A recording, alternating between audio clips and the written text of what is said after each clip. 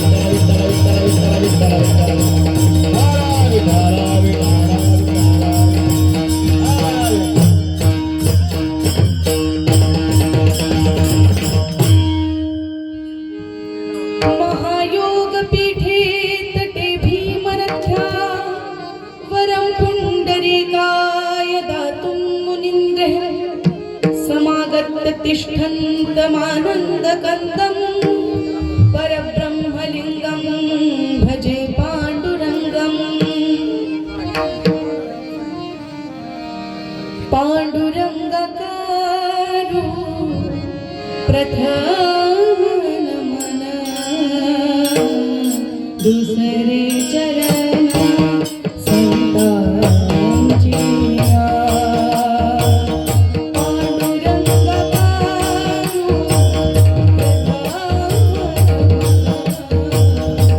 दुसरे चरण संतांची.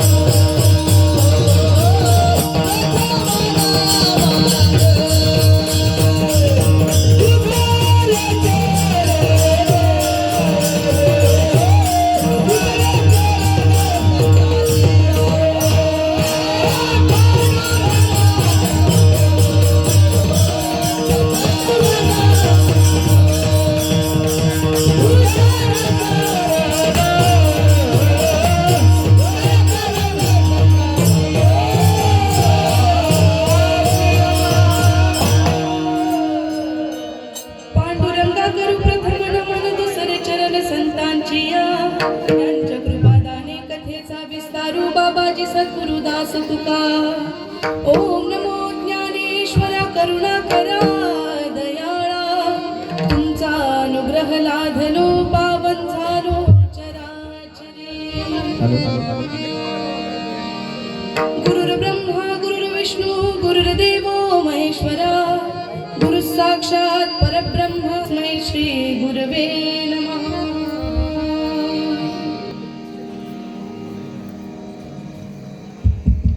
विठ्ठल विठ्ठल विठ्ठल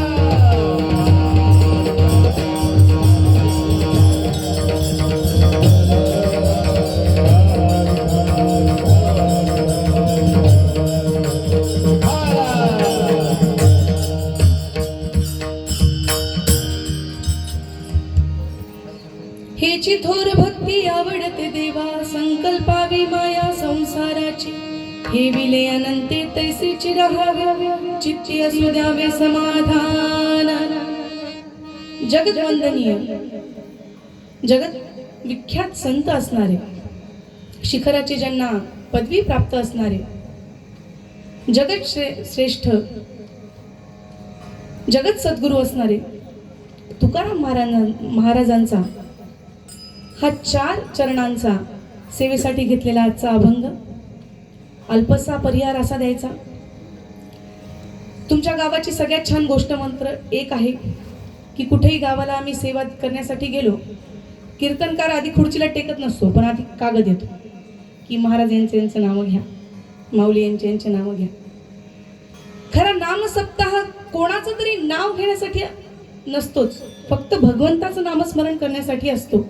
हा उद्देश तुम्ही गावकऱ्यांनी सफल केलाय त्याबद्दल तुमच्यासाठी टाळा. आज माझं भाग्य आहे की माझ्या वयापेक्षा जास्त ज्यांचं करिअर आहे दिसायला मोठी दिसते फार वय नाही आहे माझं कंसात सांगते नाही तर त्यांना म्हातारे समजा माझ्यापेक्षा जास्त ज्यांचं करिअर वयापेक्षा जास्त करिअर असणारे हबप आमचे विशुदादा त्यांच्यासाठी पण जोरदार टाळा. आणि त्याचसोबत त्यांचे शिष्य असणारे साथीला आहेत त्यांचे सुद्धा मनापासून धन्यवाद. खरं तर कुठली जोडी जर काय एकत्र आली तर काम सफल झालं म्हणूनच समजा. इथे तर गुरु आणि शिष्याची जोडी. त्याचसोबत टाळकरी माळकरी गावकरी सगळ्यांचं मी इथून धन्यवाद देते. कोणाचं नाव राहिलं असेल नाव घेतलं नाही म्हणून कोणाचं मन दुखलं असेल तर आधीच माफ करा. आणि अभंगाच्या सोडवण्यासाठी आपण सुरुवात करू. विठ्ठल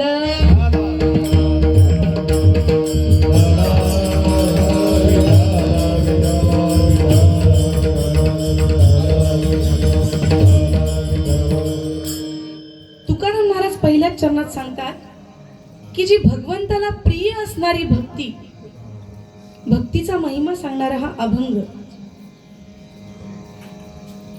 तुकाराम महाराज सांगतात हेची थोर भक्ती आवडते देवा. आता भक्ती म्हणजे काय हो? सरळ आणि सोपं भगवंतापासून विभक्त न होणे म्हणजे भक्ती. आणि तुकाराम महाराजांनी का बरं सांगावं की भक्ती करा म्हणून? आता तुमच्या गावात जर का एखादा मास्तर आला आणि त्यानं सांगितलं की मी शाळेत जातो बरं का आणि शिकवतो. आता गावातले काही मंडळी चर्चा करायला लागले, बाई नवीन मास्तर आल्याने खुशाल जाऊन शाळेत शिकवतोय असं म्हणल्यावर चालेल का? जो जे काम करण्यासाठी आलंय त्याने ते काम करावं. तुकाराम महाराज या पृथ्वी तलावरती जे लोक रस्ता भटकलेत आड रानामध्ये जे गेलेत अशा लोकांसाठी उपदेश करण्यासाठी तुकाराम महाराज आले. आम्ही वैकुंठवासी आलो याची कारणासी. आम्ही वैकुंठवासी आलो याची कारणासी.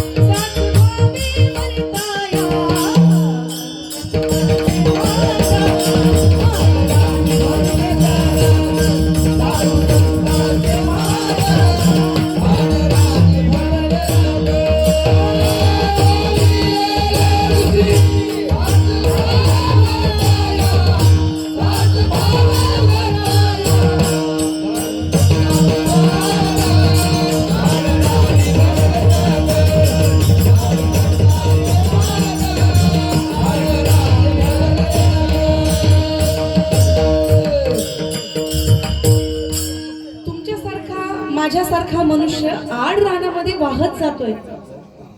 म्हणून तुकाराम महाराज म्हणतात की आम्ही वैकुंठवासी. अरे बाबा, तुझा रस्ता चुकतोय हेच सांगण्यासाठी माझा जन्म झालेला आहे. आणि मी म्हणतोय म्हणून नाही, ऋषी मुनींनी जे सांगितलेलं जे वचन आहे ते प्राकृत भाषेमध्ये सांगण्यासाठी माझं अवतरीकरण झालं. आता भक्ती करण्यासाठी किंवा देवाजवळ जाण्यासाठी शास्त्रांमध्ये 3 मार्ग सांगितलेले. कुठले कुठले? ज्ञान मार्ग, कर्म मार्ग आणि योग मार्ग. आता हे 3 जे मार्ग आहेत ते सगळेच जण सांगत असतात आणि ते दिसणार आहेत. म्हणून सर्वसाधारण मनुष्य काय करतो की त्या मार्गावरती जाण्याचा प्रयत्न करतो. पण त्या मार्गावरती जाणं अतिशय कठीण आहे महाराज. मग तुकाराम महाराज म्हणतात हे मार्ग दिसतेत म्हणून लोक जातात. म्हणून तुकाराम महाराज म्हणतात मोडून या वाटा सूक्ष्म दुस्तारा, मोडून या वाटा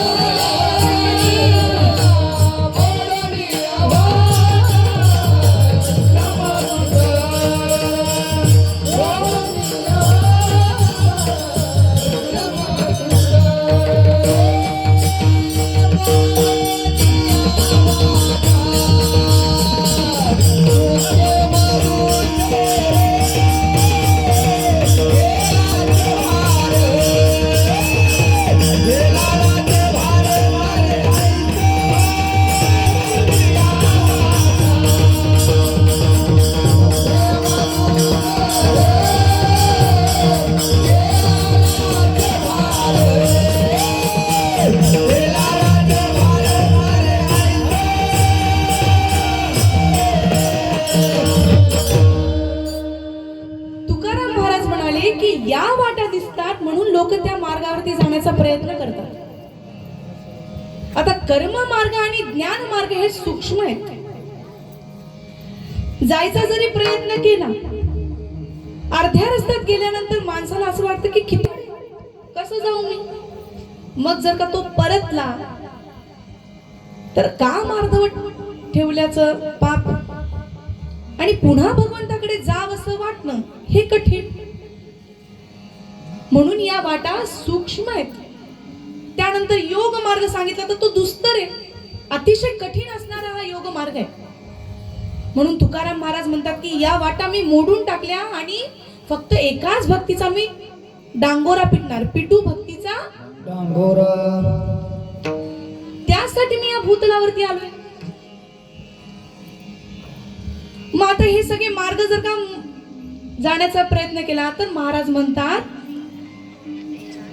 या काळामध्ये या तिन्ही मार्गांना झालाय टीबी, म्हणजे काय झालाय, क्षय रोग झालाय महाराज. अवघ्या वाटा झाल्या क्षीण,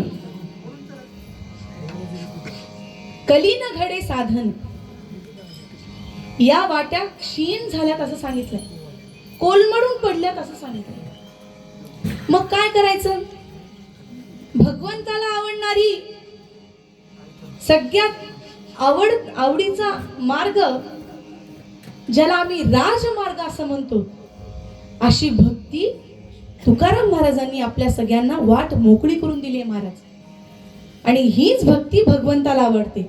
हेची थोर भक्ती आवडते देवा. याची थोर भक्ती आवडते देवा. याची थोर भक्ती आवडते देवा. याची थोर भक्ती आवडते देवा. याची थोर भक्ती आवडते देवा.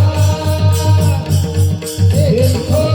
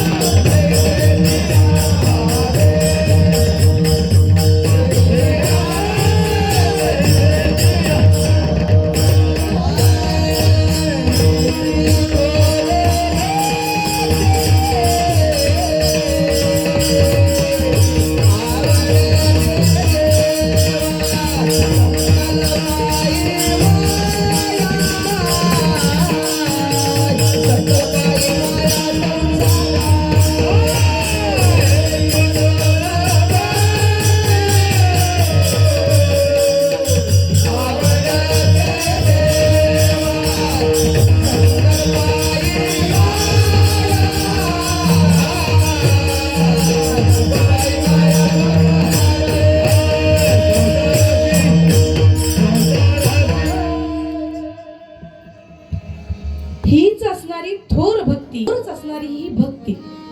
तुकाराम महाराज म्हणतात निश्चिंत मनाने करा, कारण की ही तुम्हाला परलोकी देखील कामा येणार आहे. करा हरी भक्ती परलोक कामा, सोडविल यमापासून या. आता सगळ्यांनाच माहिती आहे, मरण जवळ आलं की यम आधीच यमाचे दूत हजर. असाच एक व्यक्ती होता, तो मी यमाचे दूत हजर झाले, वरती घेऊन गेले.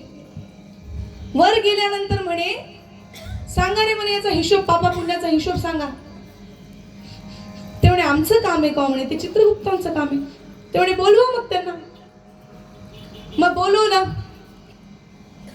यमानं विचारलं सांग रे बाबा काय काय यानं केलंय, कसं कसं काय याला शिक्षा द्यायची, कसं काय काय नाही. ते याच्या कर्मानुसार याची शिक्षा. ते म्हणे सांग, हे घ्या म्हणे रेकॉर्ड. आता महाराज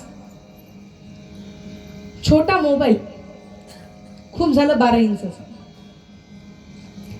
त्या मोबाईल मध्ये कधी कोणी फोन केला, कितव्या मिनिटाला केला, कितव्या सेकंदाला केला हे देखील कळतं. आता तो यमाचा दरबार आहे, काय वागलं नाही, कुठला हेतू मनामध्ये ठेवून तुम्ही वागलात हे देखील तिथं उमटतं महाराज. आता काही आपले वरून फोटो घेणारे असतात की हा व्यक्ती कसा दिसतो, हो की नाही ते सांगा बरं, नाही तर मी एकटीच बडबड करते असं नको. असतो की नाही माता माऊलींनो. आणि दुसरा एक असतो तो शरीराच्या आतमधला फोटो घेतो, काय असतो, एक्सरे. मग तसंच आपण कुठल्या हेतूने वागतोय, कसं वागतोय हे देखील त्या चित्रगुप्ताच्या मशीनवरती सतत उमटत असतं महाराज. त्या व्यक्तीची जी काय कुंडली असेल ती उचलली आणि विचारलं. पहिलंच वाक्य निघालं महाराज की हा कधीही देवाच्या पाया पडायचा नाही. ते म्हणे ठीक आहे. दुसरं निघालं, ते मंदिराच्या बाजूने जायचा म्हणे, पण मंदिराकडे असं पाहायचं पण नाही. ते म्हणे ठीक. दुसरं काय, गावातल्या भावाभावांकडे भांडण लावून द्यायचा. कोर्टामध्ये खटले चालू असायचे आणि ह्या पठ्ठ्या दुसऱ्याही भावाकडून खायचा आणि पहिल्या भावाकडून चरायचा. ठीक आहे, दुसरं तिसरं काय? ते म्हणे काय नाही, रोज दारू पिऊन आई वडिलांना मारायचा, बायकोला मारायचा. ते म्हणे ठीक, असं का? आता दारू पिण्याचे तुम्हाला काही फायदे सांगते बघा. आता तुम्ही म्हणाले बाई आणि पुन्हा दारूचे फायदे सांगेल. पण दारूचा एक फायदा असा आहे महाराज की त्याला काहीही काळजी घ्यायची गरज नाही, त्याला म्हातारपणच येत नाही. का बरं सांगा? गावातले लोक फार चांगलेच वाटेल, त्यांना दारू माहित नाही. पण आमचं काम आहे सगळं सांगायचं. दारू पिल्यानंतर एक फायदा आहे महाराज, तो माणूस म्हातारा होत नाही, कारण त्याला तरुणपणीच म्हणत विठ्ठल.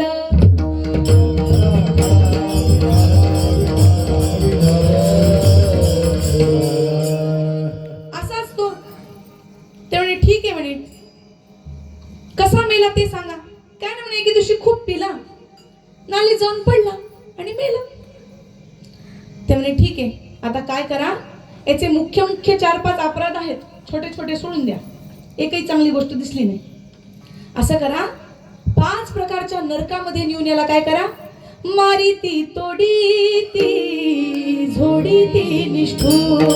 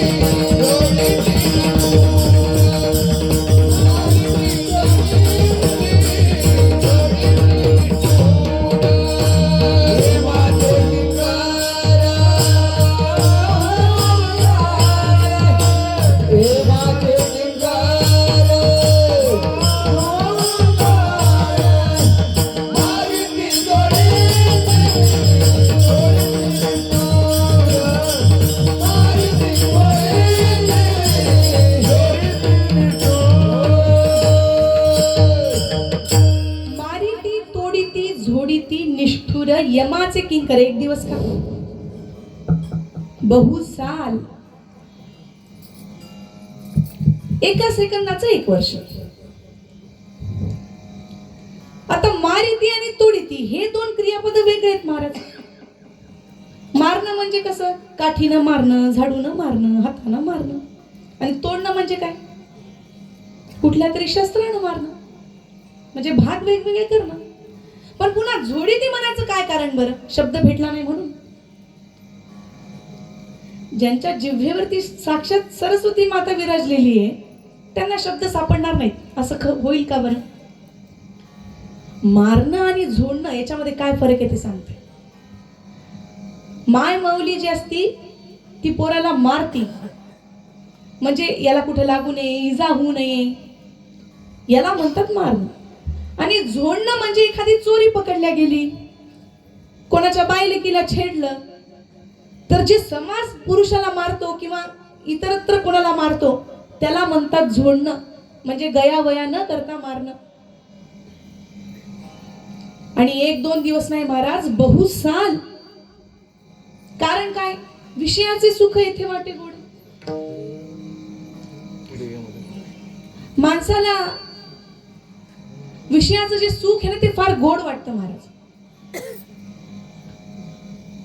आणि अजून एक असाच दुसरा व्यक्ती होता, तोही यमद्वारी गेला. त्याची कुंडली काढली, पहिल्यांदाच निघालं की मंदिराची झाडलोट करायचा, सडा संमार्जन करायचा, लोकांचे भांडण असले तर सोडवून द्यायचा, सगळे चांगले चांगले कृत्य करणारा होता. तर अशा व्यक्तीचा यम म्हणाला की अरे बाबा तुझे पाय कुठे आहेत, तू भगवंताची भक्ती करणार आहेस, तुकाराम महाराज म्हणतात, यमधर्म वाट पाहे निरंतर, जोडून या कर तिष्ठत असे. आता यमाला का बरं हात जोडून वाट बघावीशी वाटते, का तिष्ठत उभा आहे? कारण की साक्षात भगवंत त्या भक्ताची हात जोडून किंवा डोक्यावरती असा हात ठेवून वाट बघत असतो. कारण की भगवंताजवळ भक्ती करणाऱ्याचं गोरं काळ, कुठल्या जातीतला आहे, कुठल्या धर्मातला आहे, काही घेणं देणं नाही महाराज भगवंताला. भगवंत कशाची वाट बघतो? ऊच नीच काही मेरे भगवंत, ऊच नीच काही मेरे भगवंत, तिष्ठे भाव भक्ती देखो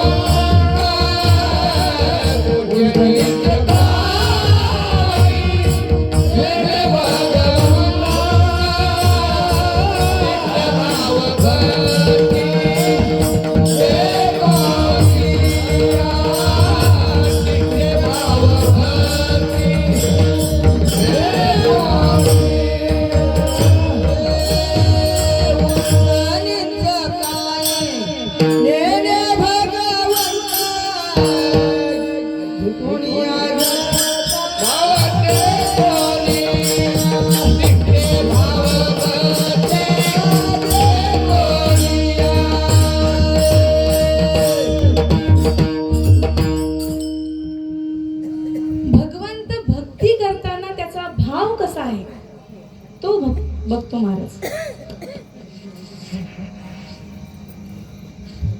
गिरीधर लाल तो भाव का भूका, राग कला नाही जानत तुका. भगवंत फक्त भावाचा भुकेला आहे महाराज. तुमची परिस्थिती काय, तुम्ही भगवंताला अर्पण करताय काय, हे नाही बघत. आता तसा विचार केला तर भगवंताला फुलं वाहिलेली आवडतात. मग जो फुलं विकणारा आहे महाराज, त्याने भगवंताला बांधून ठेवलं नसतं, सतत त्याच्यावरती फुलांची वृष्टी करतच राहिला असता. मिठाईवाला झाला, फळावाला झाला, तो भगवंत आपल्यापर्यंत आलाच नसता महाराज. त्यांच्याच दारात असला असता. भगवंताला जर का ते प्रिय असलं असतं,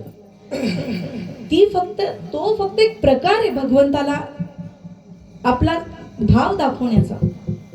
ते करणं म्हणजे भक्ती नव्हे. याच भक्तीचं गुणगान श्रीमद भागवत कथेच्या प्रथम दिवशी करण्यात येतं महाराज. ही भक्ती नारद मुनींना भेटली. नारद मुनी जात होते. जाता जाता त्या भक्तीला वाटलं की हा कुठला तरी तेजस्वी पुरुष आहे, अधिकारी पुरुष आहे. म्हणून भक्तीने त्या नारद मुनींना आवाज दिला आणि म्हणायला लागली, नारद मुनी, अहो मी भक्ती आहे. नारद मुनींनी विचारलं, कुठली आहेस बाई, कुठून आली आहेस? ती म्हणाली, उत्पन्ना द्रविडे साहम कर्नाटके वृद्धिं कर्नाटके गतः क्वचित् क्वचिन् महाराष्ट्रे गुर्जरे जीर्णता गतः. ती म्हणाली, अहो मी कर्नाटकातून आलीये. माझी द्रविड देशामध्ये वृद्धी झाली. त्यानंतर मी फिरत फिरत महाराष्ट्रात आले आणि काही काही ठिकाणी मला इतका मान मिळाला, सन्मान मिळाला, तो म्हणजे आपल्या पंढरी रायाच्या चरणावरती, पंढरपूरला. त्यामुळे तिकडून फिरत फिरत मी गेले वृंदावनाकडे. गुजरात देशामध्ये गेले, तिथे मी जीर्ण झाले. पण तिथेही गेल्यानंतर, वृंदावनामध्ये गेल्यानंतर, त्या द्वारकाधीशाच्या जवळ गेल्यानंतर मला पुन्हा तारुण्य प्राप्त झाले. अशा या भक्तीचा महिमा श्रीमद भागवत कथेच्या पहिल्या दिवशी गायला जातो. आणि मग ही भक्ती आणि हीच भक्ती तुकाराम महाराज सांगतात की थोर आहे. पहिल्या चरणात तुकाराम महाराज म्हणतात, हे जी थोर भक्ती आवडते देवा, हे फक्त पहिलं झालं महाराज, अर्धा भाग. ते म्हणजे भक्ती खूप जण करतात. आता याआधी पण कीर्तनकार आले असतील, हाच अभंग घेतला असेल. पण मी तुम्हाला पुन्हा एकदा विचारते की ही भक्ती केल्यानंतर तुम्हाला समाधान प्राप्त झालं का? तर काही लोक म्हणतील नाही.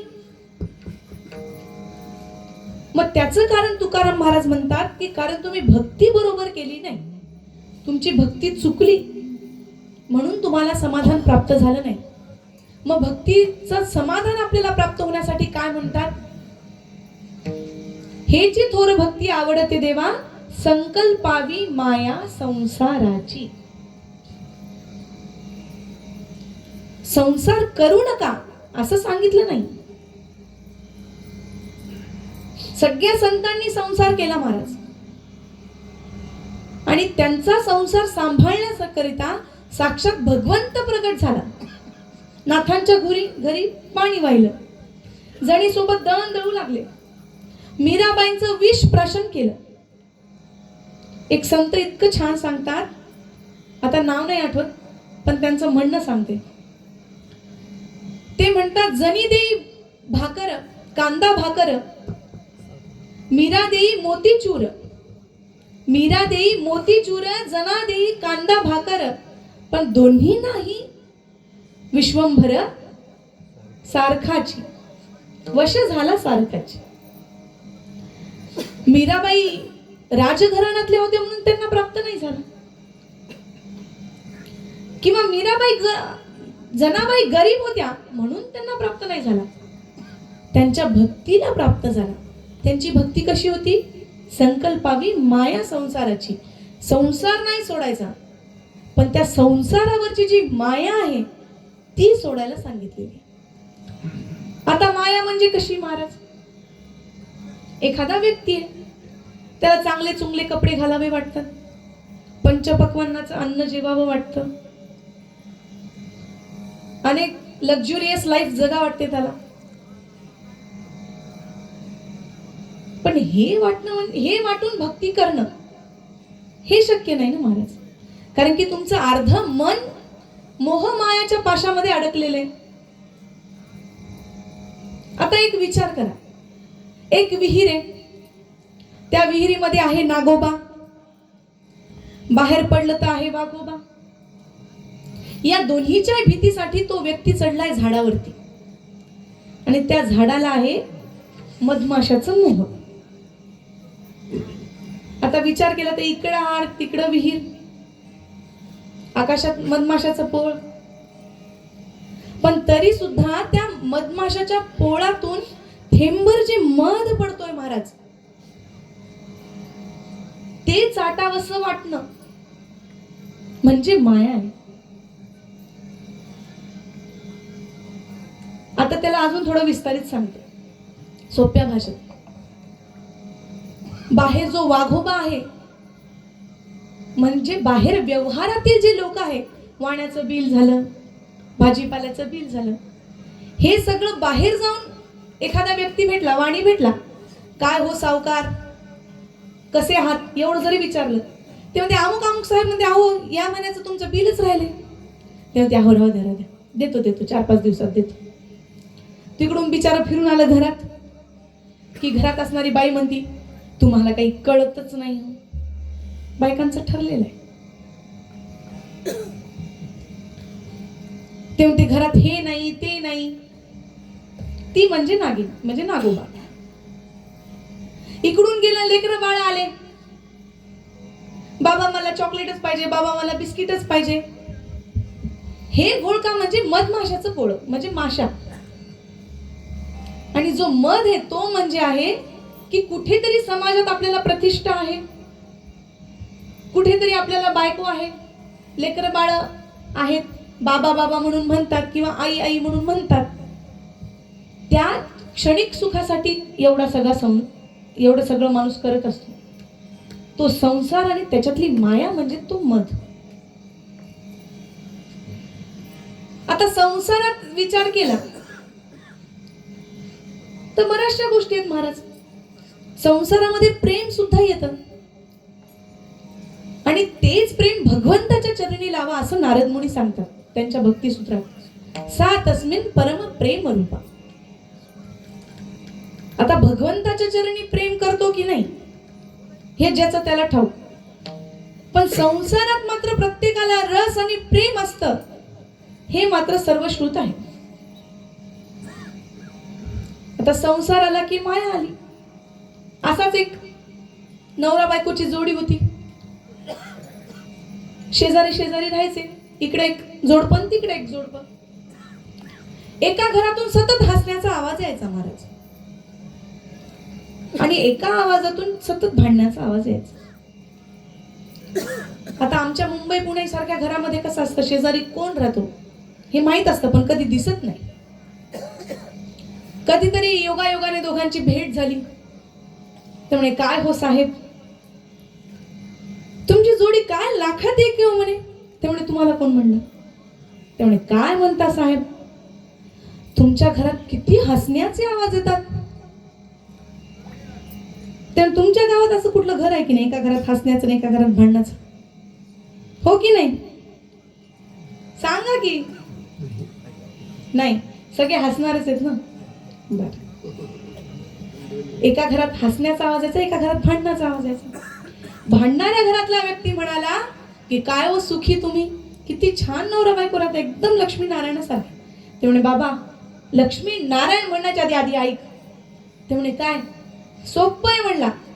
आमच्या घरामध्ये तिने लाटणं फेकून मारलं आणि जर का ते लागलं तर ती हसती आणि जर का ते हुकलं तर मी हसतो. विठ्ठल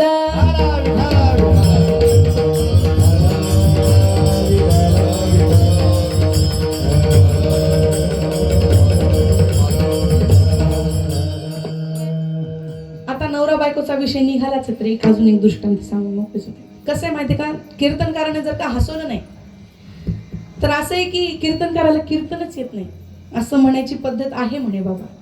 त्याच्यामुळे एक दोन दृष्टांत सांगावे लागतात.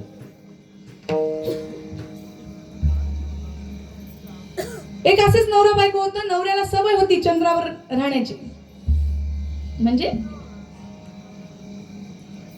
तो चंद्रावर रोज संध्याकाळच्या वेळी पाय ठेवून यायचा. घरात आला की बायको म्हणे, जाऊ दे याच्या कशाला नादी लागायचं, दिलेलं आहे ते सोडून द्या. घरात आला, बसला, हातपाय तोंड धुतले, जे काय अंगावरील सदरा वगैरे होता ते अडकून ठेवला, लुंगी गुंडायला लागला. लुंगी गुंडात गुंडात बायकोला म्हणला, काही मन बाई म्हणला, आपल्या महाराष्ट्राचा व्यवहार काही चांगला नाही. आता अजून एक कंसात बायको होती कमळाची भाजपाची आणि नवरा होता काँग्रेसचा. ते म्हणलं, काही मन म्हणला, मुख्यमंत्री काही धड नाही म्हणला, देवा भाऊ काही धड नाही म्हणला, काहीच विकास झाला नाही म्हणला महाराष्ट्राचा. ते म्हणले, अहो जाऊ द्या, आपल्याला काय करायचंय, जाऊ द्या, सोडून द्या. त्यामुळे असं कसं म्हणे, मी जर का मुख्यमंत्री असलो असतो तर दुसऱ्या दिवसाला महाराष्ट्र बदलला असता म्हणे. ते म्हणे, हो ठीक आहे राहू द्या राहू द्या. कळलं म्हणे, कळलं. ते तुम्ही नाही, तुमच्या पोटाची बया आहे ना ती बोलायची. ते म्हणे, ठीक आहे. आता हा बुवा पुन्हा शांत बसलाच नाही. पुन्हा म्हणे, ऐक म्हणे, महाराष्ट्राचं सोडून दे, पण अख्ख्या भारताचा पण काही विकास झालेला नाही म्हणे. त्या मोदीला काही कळतच नाही म्हणे. ते म्हणले, आता बस झालं म्हणले. नाही ग, ऐक म्हणे.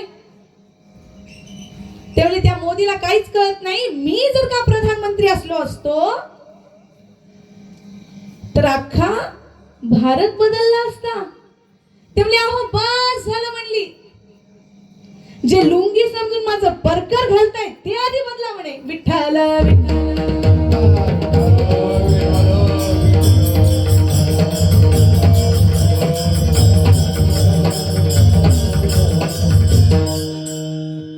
हीच माया संसारात असणारी चरणामध्ये तुकाराम महाराज म्हणतात की ही माया संकल्पावी. आता मला एक सरळ सरळ सांग, नदीमध्ये नाव असते की नावेमध्ये नदी असतं? काय असते? हा. आणि जर का नावेत पाणी आलं तर बुडते. तसंच आहे, या भवसागरातून जर का तरायचं असेल महाराज, तर त्या नावेसारखं राहिलं पाहिजे. संसारात राहायचं, पण आपल्या आत संसार नको. असोनी संसारी जीव वेगू करी. सगळ्या संतांनी तेच केलं महाराज. त्यांच्या वाटेला आलेला तेवढा संसार त्यांनी पार पाडला आणि मग सगळ्यांनाच उपदेश द्यायला सुरुवात केली. आणि जर का माया, जर का संसाराची माया जर का सुटली असेल, तर तुमची जी भक्ती आहे ती थोर आणि भगवंताला प्रिय असणारी ठरेल, असं तुकाराम महाराज म्हणतात. दुसऱ्या चरणात काय म्हणतात? ठेविले अनंते तैसेची राहावे. ठेविले अनंते तैसेची राहावे. ठेविले अनंते तैसेची राहावे.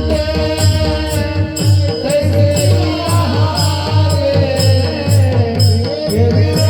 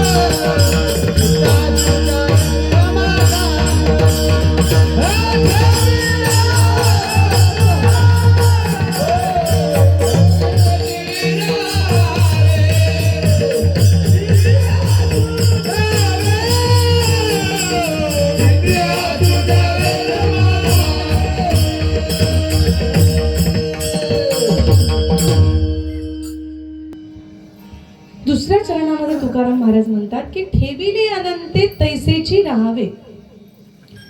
आयुष्यामध्ये जेवढं काही भेटलंय त्यात समाधान मानावं. मला हे पण पाहिजे, मला ते पण पाहिजे, जर का असं केलं तर रावणासारखी गत होते मायाच. हा रावण महादेवांची खूप भक्ती करायचा. याच महादेवाच्या वास्तू शांतीसाठी म्हणून केला. जर का माहित नसेल तर सांगते की पार्वतीच्या हट्टा खातर सोन्याचा एक महल महादेवांनी तयार केला होता आणि त्याच महलाच्या वास्तुशांतीसाठी ब्राह्मण म्हणून त्यांच्या वडिलांसोबत हे सोबतीला गेले होते. तिथे गेल्यानंतर ते सगळं दृश्य बघून रावणाला वाटलं की हा सोन्याचा महल माझा असायला हवा. आता भोले बाबा किती भोलेत हे वेगळं सांगायची गरज नाही. मग भोले बाबांनी विचारलं की दक्षिणा म्हणून काय हवंय. रावणांच्या वडिलांनी सांगितलं की काही नको, कारण की ते ब्राह्मण कुळातले होते. संतुष्ट असावं ब्राह्मणाने, असं शास्त्र सांगतं. असंतुष्टा द्विजा नष्टा संतुष्टाश्च महीभुजा सलज्जा गणिका नष्टा निर्लज्जा कुलयोषिता. असंतुष्ट ब्राह्मण असेल तर तो लयाला जाईल.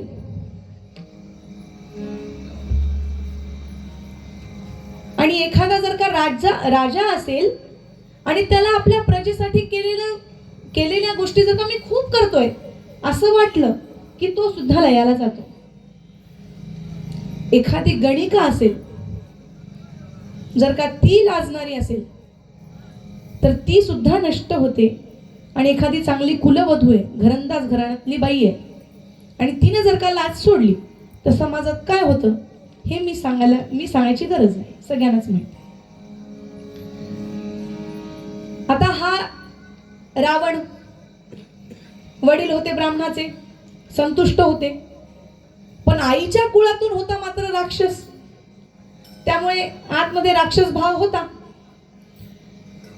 महादेवाने विचारलं रावणाला, जाऊ दे बाबा, तू तरी माझा भक्त आहेस आणि पुन्हा ब्राह्मण म्हणून आलायस, सांग तुला काय पाहिजे. तर तो म्हणाला, तुमचा हा सोन्याचा महलच देऊन टाका. भोले बाबांनी देऊन टाकला. तिकडे रागाने तावाने पार्वतीबाई आल्या. ते म्हणे, अहो काय म्हणे, माझ्या हट्टा खातर हा महल बांधला आणि तो तुम्ही असाच देऊन टाकला. इकडून रावणाने पाहिलं त्या पार्वती मातेला. त्याने एवढी तेजपुंज स्त्री, आता एवढ्या महालामध्ये जर का मला बायकोच नसेल तर काय करू. त्यामुळे असं करा, तुमची पत्नी सुद्धा दानामध्ये देऊन टाका. पण त्यावेळेस त्या पार्वतीच्या तेजासमोर रावणाला काही सुधरलं नाही आणि तिच्या त्वेजाद्वारे एक दुसरी सुंदर स्त्री तयार झाली, ती म्हणजे मंदोदरी. तिच्याशी यांचा विवाह झाला. आणि जे सोन्याचा महल होतं त्याला आपण सोन्याची लंका म्हणून सगळेजण ओळखतो. आता हे सांगायचं कारण एवढंच की मंदोदरी आणि रावणाचा विवाह झाला, पण तरी सुद्धा त्या रावणाची नजर सीतामाईवरती गेली, तिला पळवून आणली. इकडे हनुमंतरायांच्या मदतीने सीतामाई कुठे आहे याचा शोध घेतला. हनुमंतराय परतल्यानंतर सांगितलं की प्रभू रामचंद्र, अहो आपल्याला समुद्र जर का पार करायचं असेल तर सेतू बंधन करावं लागेल. नेमकं काय ठाव ठिकाण आहे ते मला कळलेलं आहे. मग नल नील नावाचे जे दोन त्या काळातले सिव्हिल इंजिनियर होते, हे कुठल्याही विदेशातून पद आलेले नाहीत महाराज, आपलंच आहे. आपल्याच गोष्टींना दुसरं जिलेटिन कव्हर लावून आपल्या समोर दिले. जसं एखादी वस्तू आपल्या घरी आली, कोणी आपल्याला भेटवस्तू दिली, आपल्याला आवडली नाही किंवा गरज नाही वाटली, जसं आपण त्याला रॅप करून दुसऱ्याच्या घरात पाठवतो की नाही, त्याच पद्धतीने. मग इकडे नळनीरांना बोलवलं. सेतुबंधन केलं. सेतुबंधन चालू असताना ते जे दगड पाण्यामध्ये टाकत होते ते बुडून जाऊ लागले महाराज. हनुमंतराय बुद्धिमत्तां वरिष्ठम असणारे त्यांनी सांगितलं, असं करा, या भवसागरातून पापी जीव सुद्धा तरून जातो माझ्या भगवंताच्या नावाने. प्रत्येक दगडावरती रामरायांचं नाव लिहा आणि तरुण बघा, तरतील. सगळ्या माकडांनी रामरायाचं नाव लिहायला सुरुवात केली. राम राम राम राम. सेतू बंधनाला सुरू झाले. सगळे दगड पाण्यात तरायला लागले. आता ही कथा गेली तिकडे लंकेमध्ये. आता रावणाला वाटलं दुसऱ्या पार्टीचा जर का जास्त प्रचार होऊ लागला तर आपली यावेळेस सीट गेली म्हणूनच समजा. मग इकडे रावणाला वाटलं असं का, त्याच्या नावाने दगड तरतायत, तेवढे मी पण एक प्रयोग करून दाखवतो म्हणे. सगळ्या राक्षसगणांना बोलवलं. इकडे राक्षसगणांना बोलवलं, सगळ्यांना बोलवलं, दगड जमा केले आणि रावणाने एक दगड उचलला आणि त्याच्या कानामध्ये काहीतरी पूट फुटला आणि तो दगड जसा काही त्या समुद्रामध्ये टाकला महाराज, तरायला लागला. इकडे जसं तरायला लागला, पलीकडच्या बाजूने जोरजोरात राम नामाचा जयघोष. प्रभू श्री रामचंद्र भगवान की. रावणाच्या साईडचे आहेत का हो तुम्ही? बघा, रावणाच्या बाजूचे असतील तर जय म्हणणार नाही. शंकराच्या मंदिरामध्ये बसला. शंकराचा आराध्य दैवत कोण आहे माहितीये का? प्रभू श्री रामचंद्र. बघूया बरं रामाच्या बाजूचे कोण कोण. प्रभू श्री रामचंद्र भगवान की. रामचंद्र भगवान की. रामचंद्र भगवान की. रावणाच्या बाजूचे जास्त दिसले. म्हणा की जसं नवऱ्यावरती ओरडत तसंच हो, काहीच फरक नाही. एवढंच आहे की नवऱ्यावरती ओरडून काहीच फरक पडणार नाही, नवरा आपला ऐकणार नाही. रामाचं नाव घ्या, राम ऐकेल. प्रभू श्री रामचंद्र भगवान की. रामचंद्र भगवान की. अजूनही वाटायला जेवला नाही का काही की? उपास आहे का माता माऊलीनं तुम्हाला? उपास असेल तर अजून जोरात नाव आलं पाहिजे. उपास असलं की माणूस दुप्पट खातो.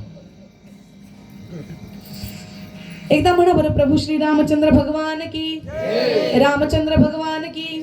रामचंद्र भगवान की. रामचंद्र भगवान की. रावण महाराज की.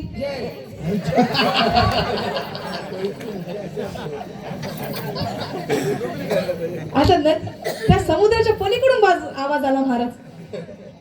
पुन्हा अलीकडे येऊया. रामचंद्र भगवान की. रामचंद्र भगवान की. रामचंद्र भगवान की. रामचंद्र भगवान की. माता माऊली इतक्या हुशार आहेत महाराज की रावणाला जय म्हणायची वेळ येऊ नये म्हणून बिचारा जय म्हणतच नाहीये. रामचंद्र भगवान की. रामचंद्र भगवान की. रामचंद्र भगवान की. रावण महाराज की.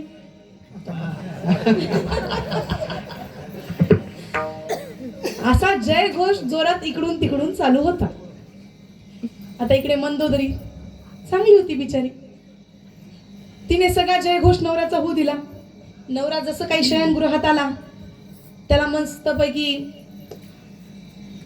पंचरत्नांचा पंचतत्वांचा विडा केला, मुखामध्ये घातला नवऱ्याच्या. ते म्हणे, अहो खरं खरं सांगा म्हणे, माझ्या गळ्याची शपथ म्हणे,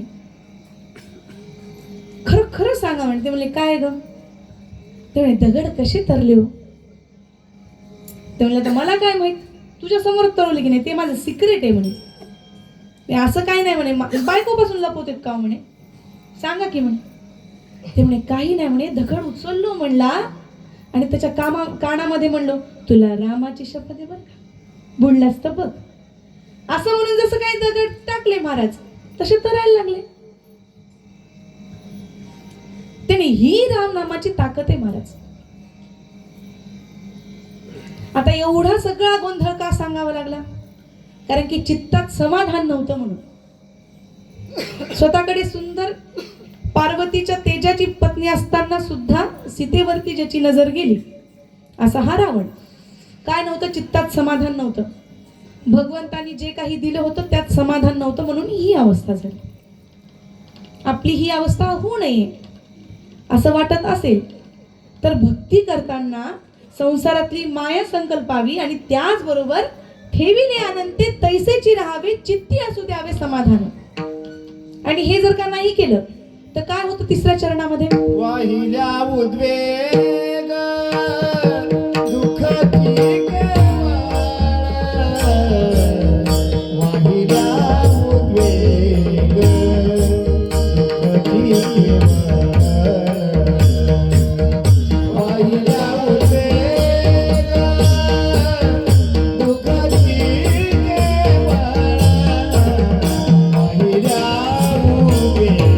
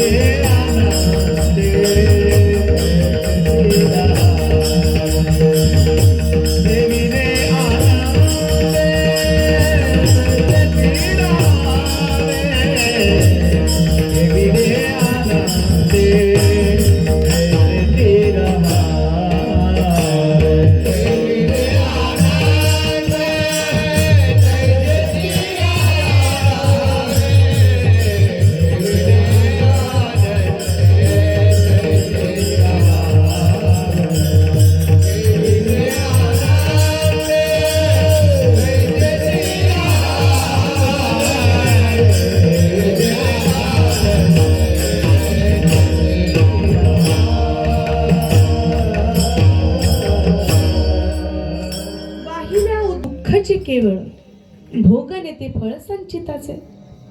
उद्वेग म्हणजे काय? त्याला मनोवेग असं पण देखील म्हणतात. आता मनोवेग म्हणजे काय? मन जिथे कुठे जाईल त्याच्या मागे धावत जाणे. आता माता माऊली इथं बसलेली आहे महाराज,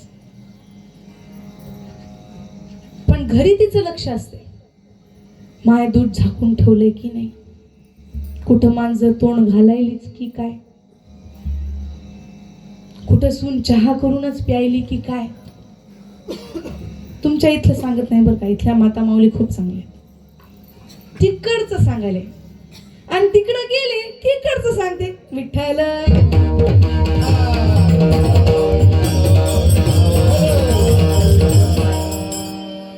मनोवेग म्हणजे मनाच्या धावेनुसार मागे मागे धावणं. हे जर का केलं तर काय होतं? नुसतं दुःख पदरात पडतं महाराज. मग जर का हे दुःख पदरात पडू नये असं वाटत असेल तर ठेविले अनंते तैसेचे राहा. पण ठेविले अनंते तैसेचे जरी राहावे तरी सुद्धा संचित फळ कोणालाही सुटलेलं नाही. तुकाराम महाराज म्हणतात, जन्म येणे घडे पातकाचे मूळ, जन्म येणे घडे पातकाचे मूळ.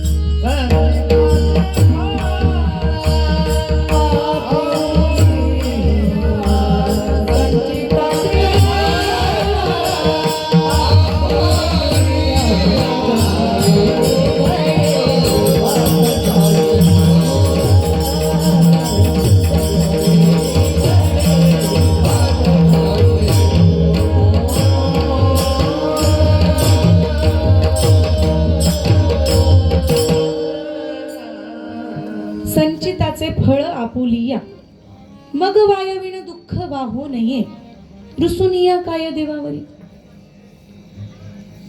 तेव्हा बाबा तू जन्म घातला जर का संचित फळ भोगण्यासाठी, म्हणून देवाचं करायचं सोडून द्यायचं का? जे मागच्या जन्मातलं संचित आहे त्याचे फळ आपल्याला मिळणार आहे.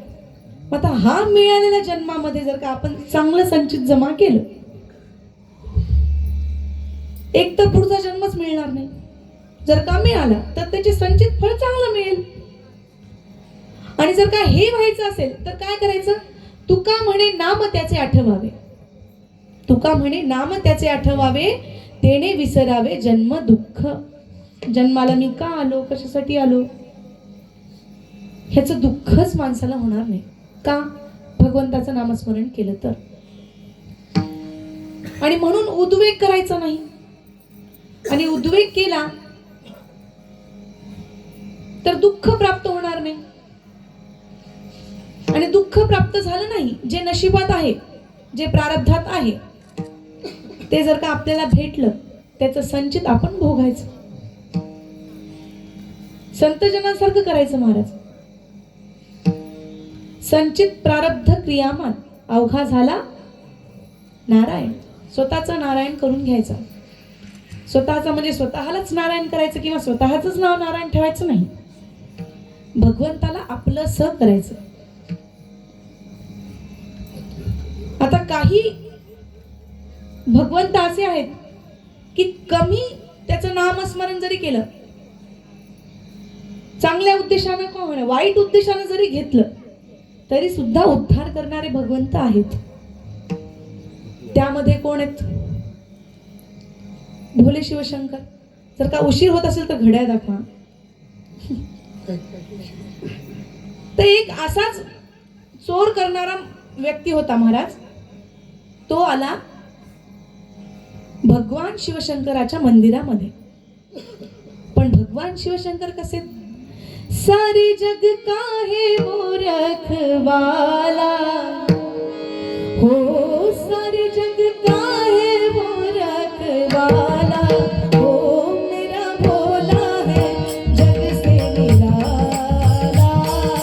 बम भोला बम भोला बम भोला बम भोला बम भोला बम भोला.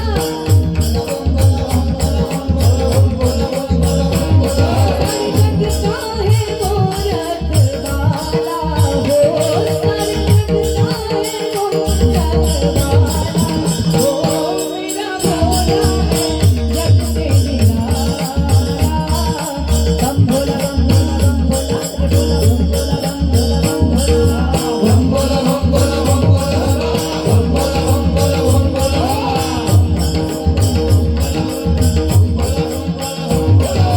चोर खड़ा शिव मंदिर में, चोर खड़ा शिव मंदिर में, पाप था उसके अंदर में.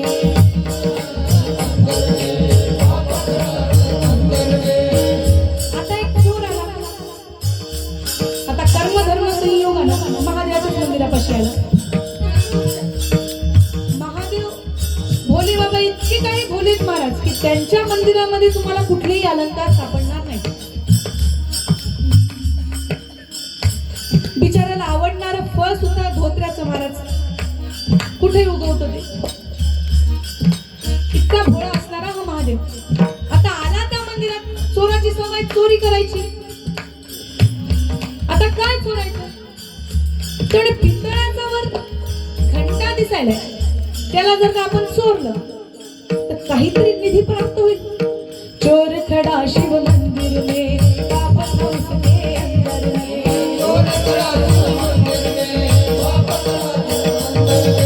घंटा आया उसे नजर, जो था शिव जी के ऊपर.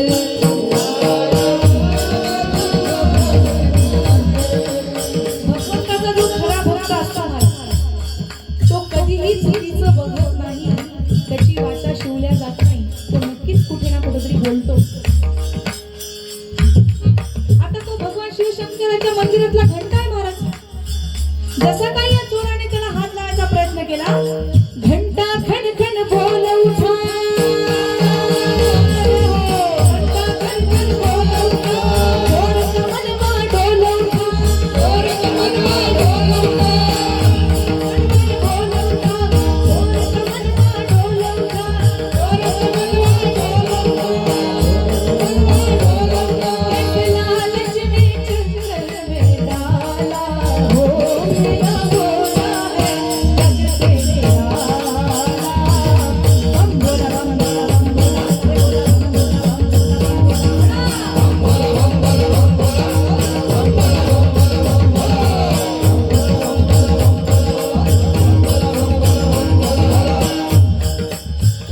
अर्थ सांगते आणि पुढे होते कारण की गाणं खूप मोठे तो घंटा वाजायला लागला तो घंटा वाजताना हा जो चोर म्हणणारा होता आजूबाजूला खुर्ची वगैरे काहीच दिसे ना मग काय करायचं त्याने एक पाय उचलला महादेवाच्या पिंडीवरती ठेवला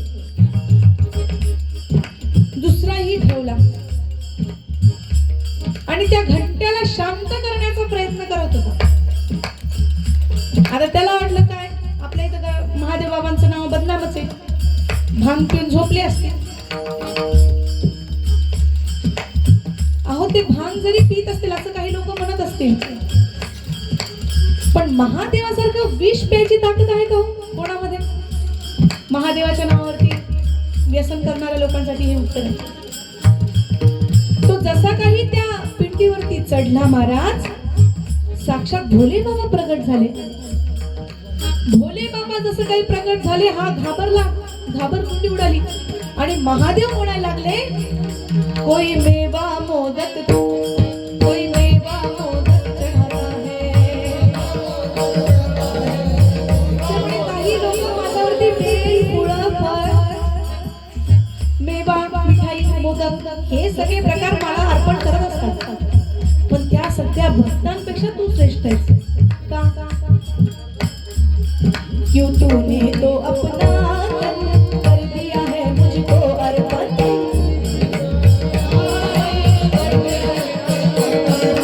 चोरों चक्का तू नहीं चोरों चक्का तू नहीं तेरे जैसा कोई और नहीं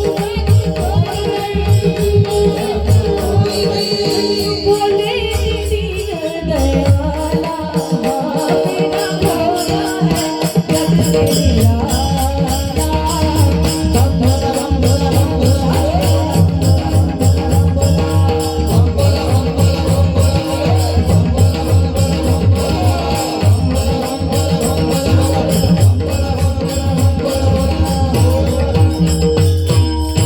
तेरा एवढे भोळे शिवशंकर आहेत आपले की चोर कुठल्या उद्देशाने आला होता घंटी चोरण्याच्या उद्देशाने पण भोले बाबा इतके भोले त्याच्या स्वतःच्या अंगावरती पाय देऊन घंटा चोरायचा याने प्रयत्न केला पण तरी सुद्धा भगवंत प्रगट होऊन म्हणतात अरे बाबा काही लोक मला मोदक देतात मला आवडणारे अनेक मिष्ठान्न पदार्थ आणतात पण तू एक असा भक्त आहेस की ज्यानं अख्खं शरीर तन मला अर्पण केलेलं आहे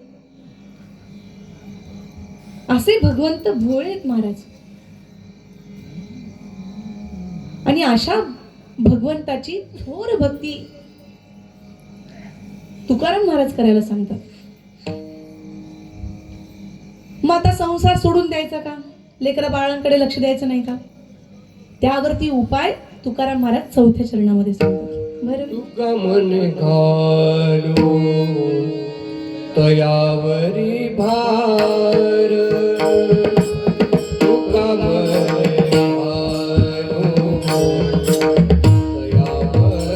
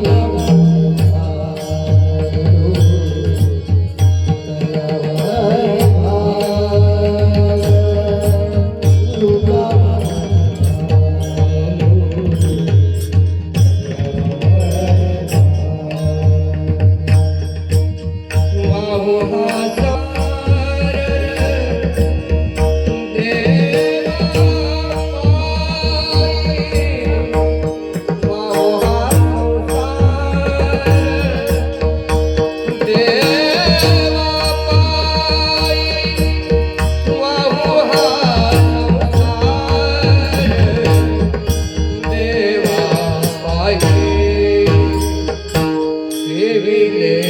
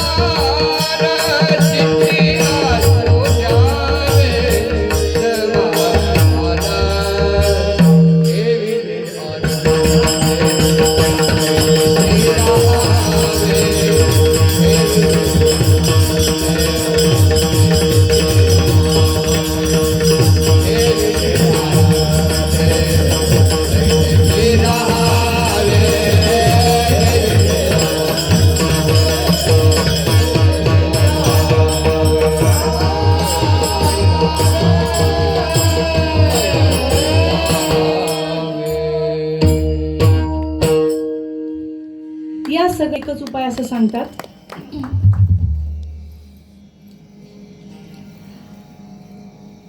हे ज्यांनी आज हार्मोनियम वाजवली त्यांचं नाव चिन्मय मठपती. ते पुण्याला असतात, पण नेमकं ते आज आम्हाला सापडले, त्यांना धरलं आणि इकडे घेऊन आले.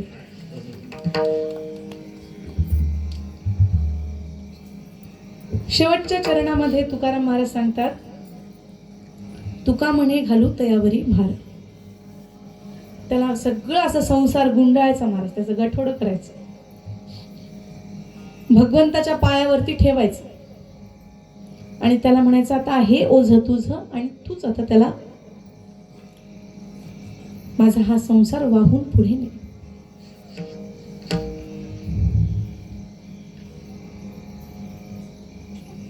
प्रवरा नदीचं एक सुंदर रम्य ठिकाण होतं महाराज. एक लहानसा बालक ध्यान मुद्रेमध्ये बसलेला होता. शांत ठिकाण होतं आणि ते बालक म्हणजे कोण बरं? ज्ञानियाचा राजा गुरु महाराज. ज्ञानियाचा राजा राजा गुरु महाराज.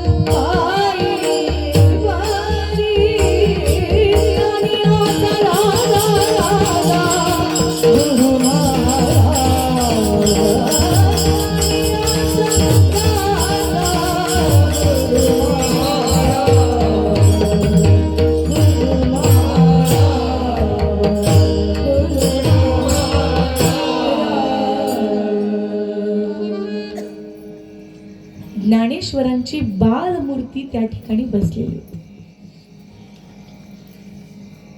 शांत सगळं वातावरण होतं. त्याच वातावरणामध्ये गावामधून विचित्र आवाज यायला सुरुवात झाली. रडण्याचा असा काही मोठमोठ्याने आवाज यायला सुरुवात झाली महाराज. बालमूर्तीमध्ये असणारे हे ज्ञानेश्वर महाराज तिथून निघाले आणि त्या आवाजाच्या दिशेने गेले. जसं काही जातायत, जो व्यक्ती मृत पावलेला होता त्या मृत पावलेल्या व्यक्तीची जी पत्नी होती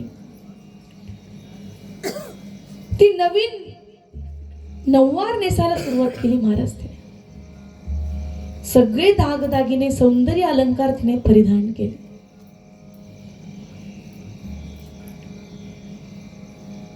सौंदर्य साधनांचा चेहऱ्यावरती उपयोग करत करत त्या बाईने काजळ घेतलं आणि जसं काही डोळ्याच्या आतमध्ये लावायला सुरुवात केली महाराज. पण डोळ्यामध्ये ते काजळ लावल्या जात नव्हतं, कारण की डोळे पाण्याने तुंब भरलेले होते. त्या डोळ्यातून अश्रूंच्या टिपा हळू हळू हळू हळू हळू हळू खाली ओसरत होत्या. तेवढ्यात तिची 5 वर्षाची एक मुलगी आली आणि म्हणायला लागली, जसं काही मुलीला पाहिलं आईने अश्रू पुसले, आणि जसं काही अश्रू पुसले ती 5 वर्षाची मुलगी येऊन म्हणायला लागली, आई तुल्या लिस लुगडे नवे, तुल्या लिस लुगडे नवे, दे पर कर चोली मला, दे पर कर चोली मला. घरी बघा महाराज, जशी काही आपली आई तयार होताना दिसते तसं घरातलं लहान बालक म्हणतं, आई मला माहिती आहे तू बाहेर चाललीस ना, मला पण सोबत घेऊन चल. त्या लहान बालकाला कळलेलं नाही की आई कशामुळे तयार होती. ती आई म्हणायला लागली, बाळा मी आता अशा गावी जाणार आहे की तिथून मी परत येणार नाही. असं कर, तुझा हा भाऊ आहे, त्या भावासोबत आनंदाने राहा बरं का बाळा, भांडू नका. तुमचे आजी आजोबा आहेत ते तुमचा सांभाळ करतील. कसं बस त्या लहान लेकराला समजावून ती बाहेर आली. अश्रू त्या आपल्या पतीच्या मृतदेहाकडे बघून अनावर झाले महाराज. अशी काय धाय मोकलून रडायला लागली. तेवढे आहो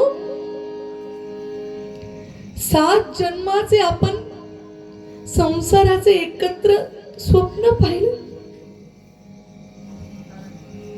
मला अर्धवट सोडून निघून गेलं. तेवढे आहो या बांगड्या, हे गळ्यातलं मंगळसूत्र देवा ब्राह्मणाच्या साक्षीने तुम्ही माझ्या गळ्यात घातलं होतं. त्यावेळेस मी जेवढी आनंदी होते तेवढीच दुःखी आज आहे. नवऱ्याच्या चितेवरती सती म्हणून जाण्यासाठी हा शृंगार केलाय मी.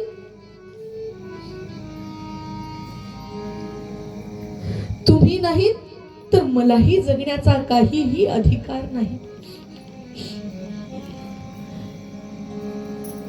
असं म्हणून तेवढ्यातच ज्ञानेश्वरांची बालमूर्ती त्या ठिकाणी येताना दिसली. महाराज जशी काही दिसली त्या बाईला वाटलं की तेजस्वी पुरुष आहे कुठला तरी, पाया पडावं त्याच्या.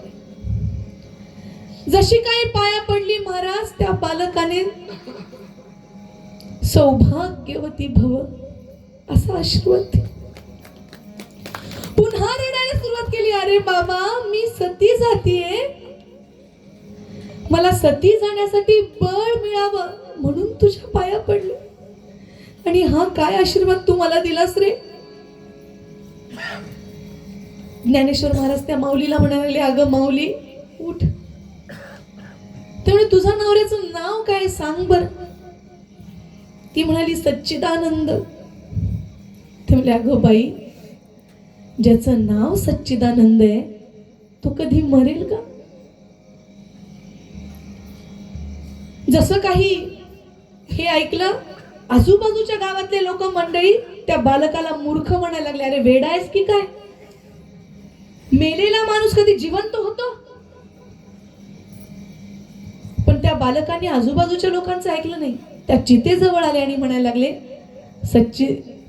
सच्चिदानंद अहो उठा, तुम्ही जर का मेलात तर वेदांताचं बोलणं खोटं ठरेल.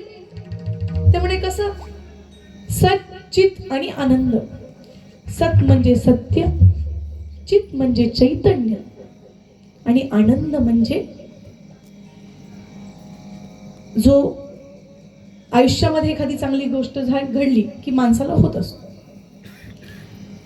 पण माणसाला असं वाटतं की चांगली गोष्ट घडल्यानंतरच आनंद होतो, पण तसं नाही. आनंद अमर आहे महाराज, तो आपल्या शोधण्यावरती आहे.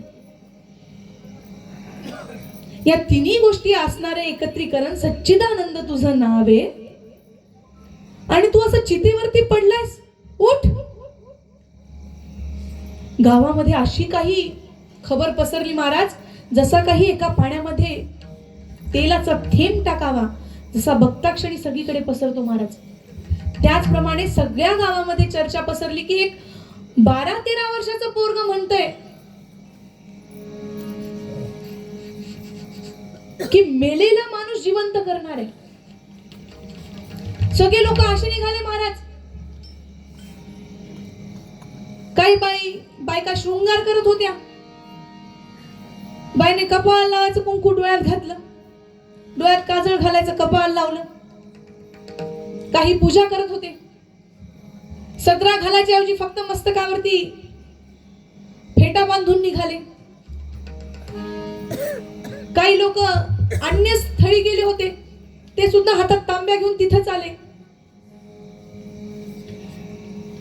तेवढ्यातच ज्ञानेश्वर महाराज त्या मृत पडलेल्या सच्चिदानंद बाबांना म्हणायला लागले, अरे उठ, वेदांताचं बोलणं खोटं करशील की काय.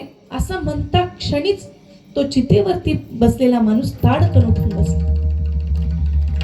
जसा काय उठून बसला म्हणा,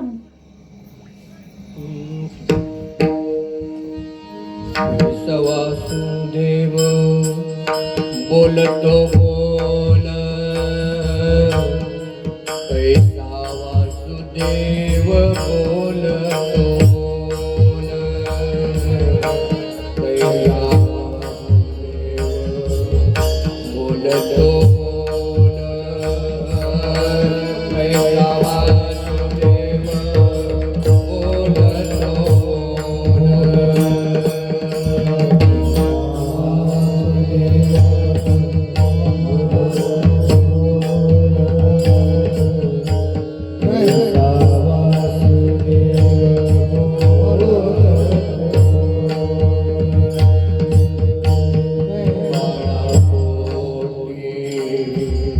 मायरी घेन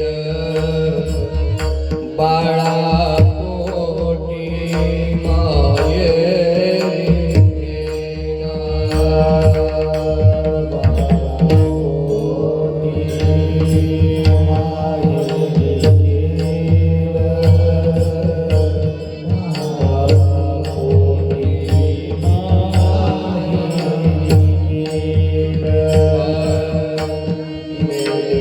माणूस जित उठवीन, आमेल माणूस जित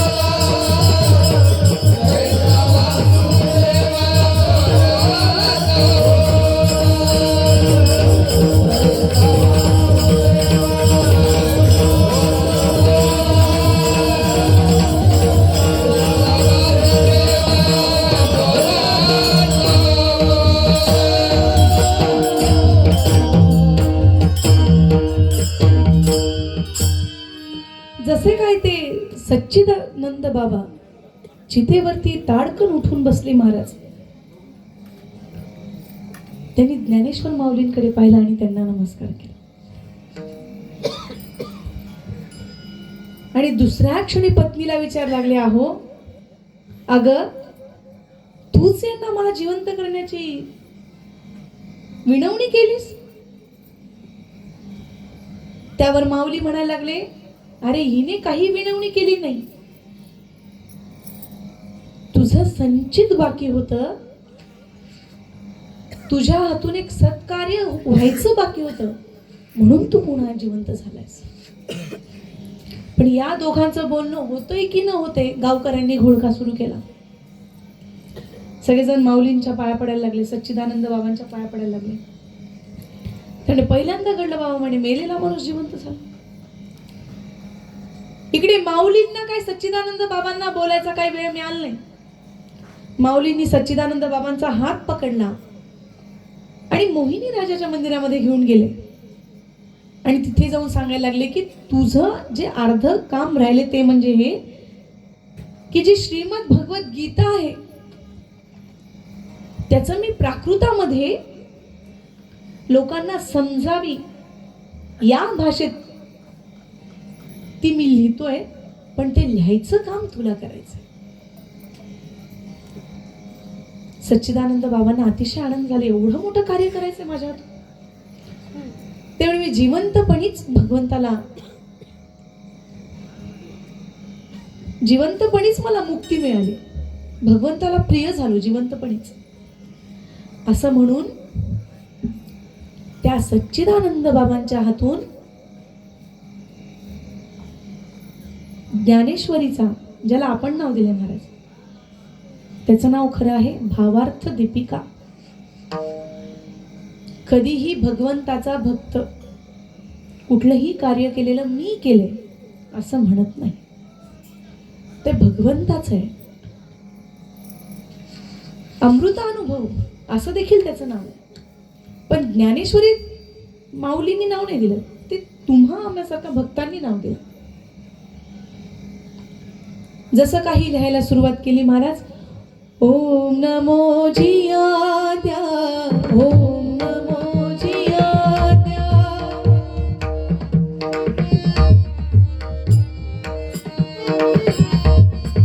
ओम नमो जियाद्या, ओम नमो जियाद्या,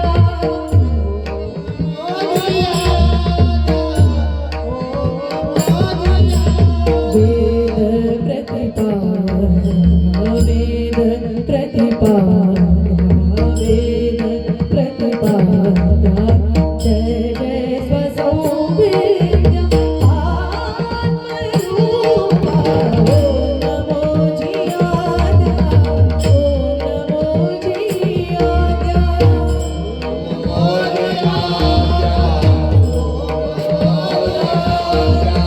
ओम नमो जियाद्या, ओम नमो जियाद्या.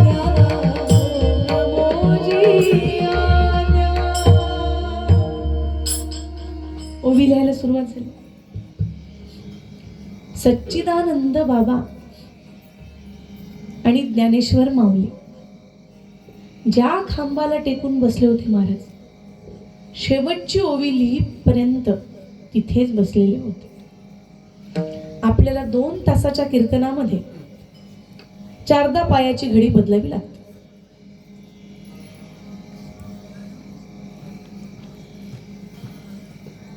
पण हीच सद्बुद्धी आपल्याला यावी. कुठल्या ग्रंथाचं आपल्याला दुसऱ्या भाषेत किंवा प्राकृत भाषेत लिहिता येणार नाही महाराज, पण एका ठिकाणी बसू शकतो. एवढं जरी प्राप्त केलं भगवंताच्या ठिकाणी तरी भगवंत आपलासा होतो. आपली भक्ती खरी ठरते, आपली भक्ती थोर ठरते. जसा सच्चिदानंद बाबांनी आपला संसार देवाच्या पायापाशी गाठोडं बांधून ठेवला, वैकुंठ धामाला निघाले होते. पण ज्ञानेश्वर माऊलींच्या कृपेने पुन्हा जिवंत होऊन हा सुवर्ण ग्रंथ त्यांनी लिहिला. अशीच भक्ती आपल्याकडून घडावी ही भगवंताला मागणी मागायची. जे काही चांगलं माझ्या वाणीतून निघालं असेल ते माझ्या गुरुजींचं, संत सज्जनांचं आणि भगवंताचं. काही चुकलं असेल वाणीतून, काहीतरी अपशब्द निघाला असेल तर तो माझा आहे. आणि आपली लेकबाई म्हणून तुम्ही मला पदरात घ्याल ही अपेक्षा आहे. आणि याच ठिकाणी मी माझ्या वाणीला विराम देते. विठोबा रखुमाई